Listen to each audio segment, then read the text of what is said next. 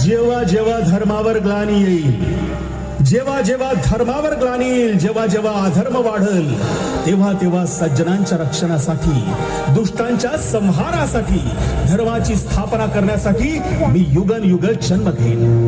अशीच काहीशी परिस्थिती जेव्हा या महाराष्ट्रात निर्माण झाली, तेव्हा हाच अंधकार दूर करण्यासाठी एका युगपुरुषानं जन्म घेतला. भीमाशंकराच्या लाटा नाणे घाटाच्या पोटात किल्ले शिवनेरीवर उषःकाल झाला. शिवरायांचा जन्म झाला, पुत्र झाला जिजाऊ आई साहेबांना, पुत्र झाला शहाजी राजांना, पुत्र झाला सह्याद्रीला, पुत्र झाला महाराष्ट्राला, पुत्र झाला या भारतवर्षाला.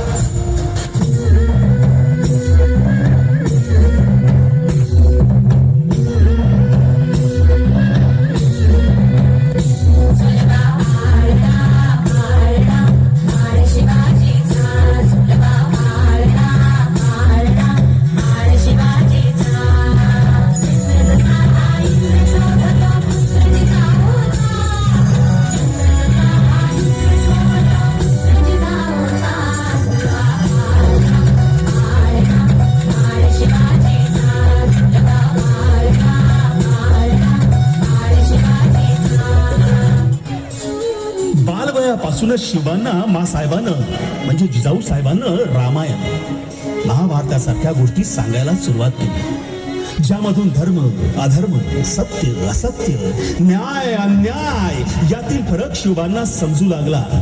आणि शस्त्र आणि शास्त्र या शिक्षणासाठी शहाजी राजांनी अनेक कर्तबगार माणसे नेमली, जसे की दादोजी कोंडदेव, बाळकृष्ण पंत, रघुनाथ पंत, साम्राज पंत अशा अनेक कर्तबगार माणसांच्या नेतृत्वाखाली महाराज बालवयापासूनच घडू लागले.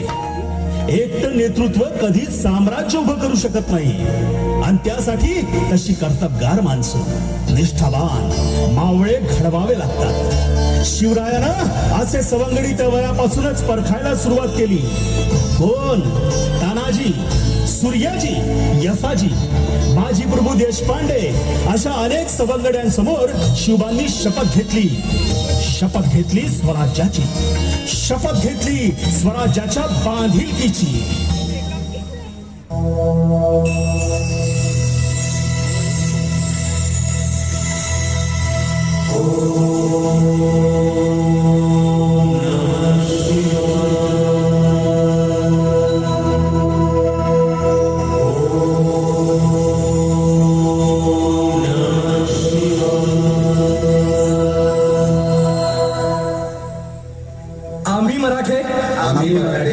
यवनांची पीडा नष्ट करण्यासाठी हिंदवी स्वराज्य स्थापन करीत आहोत. यवनांची पीडा नष्ट करण्यासाठी हिंदवी स्वराज्य स्थापन करीत आहोत.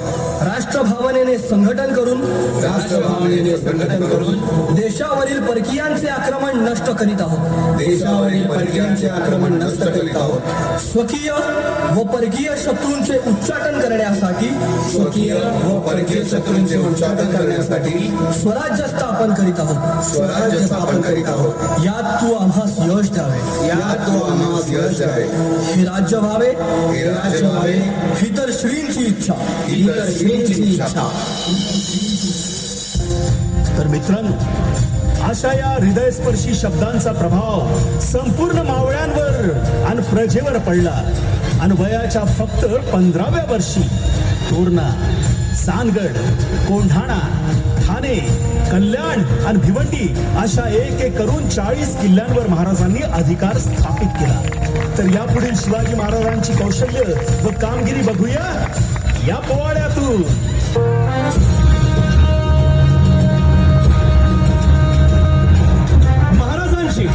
शिवाजी महाराजांची कीर्ती बेफाम होती. महाराजांची कीर्ती बेफाम, भाल्यांना फुटला घाम, याला कोण घालील यस्सेने दरबारी मुस्की बेगम. बडी बेगम म्हणजे अली आदिल शहाची आई बर का.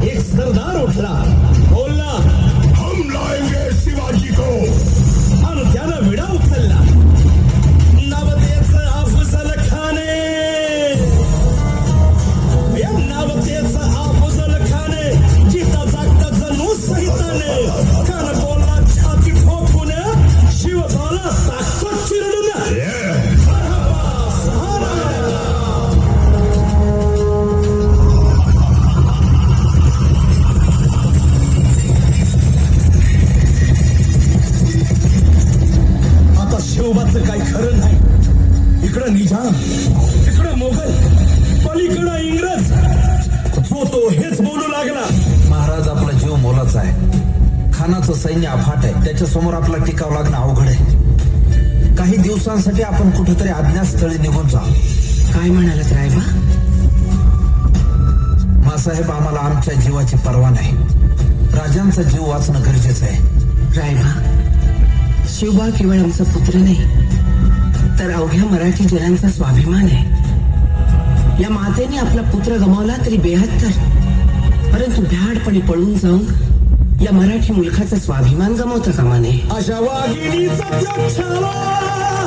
बाळासाहेब, आपला पुत्र आणि मराठी मुलकाचा स्वाभिमान विजयी टिळा लावूनच परत येईल. अशा वाघिणीचा त्यो छावा. तथास्तु. गनिमाला कसा ठेचावा, डोक्यात नेहमी कावा, भेटीचा धाडा सांगावा. खानाच्या भेटीसाठी महाराजांना एक शानदार शामियाना उभारला होता.